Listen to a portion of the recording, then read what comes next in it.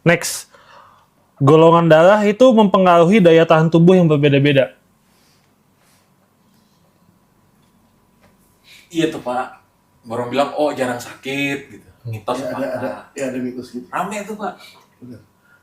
Jadi kalau bapak saya B gitu, saya pukulin gitu. Kenapa golongan darahmu B, Pak? Bak! Gitu. Puasa, Pak. Puasa, Pak. Puasa, Pak.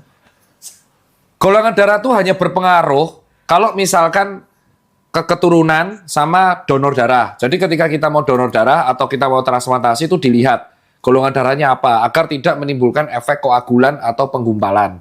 Ya, jadi resus negatif sama positif itu nggak boleh ketemu. Nanti bisa terjadi penggumpalan. Itulah alasan ya. Tetapi kalau teman-teman mengatakan golongan darah A lebih mudah sakit, oh lebih mudah sakit, enggak kayak gitu bos sistemnya. Nggak kayak gitu. Golongan darah itu ditanyakan hanya untuk melihat kalau misalkan teman-teman terjadi trauma, ya kan? Terjadi trauma. Itu artinya kalau terjadi trauma, terus teman-teman harus mendapatkan donor karena kekurangan darah. Jadi teman-teman kan harus mendapatkan donor darah. Nah, donor darah dilihat golongan darah apa, resus apa. Karena kalau salah, itu bisa terjadi efek penggumpalan. Kayak contoh AB itu adalah resipien universal.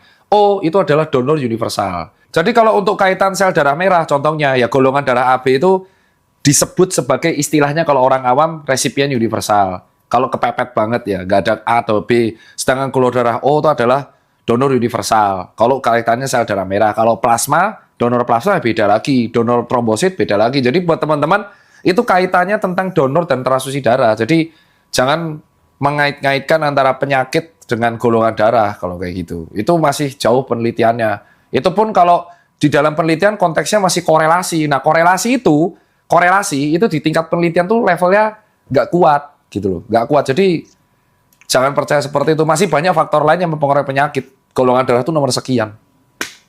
Next.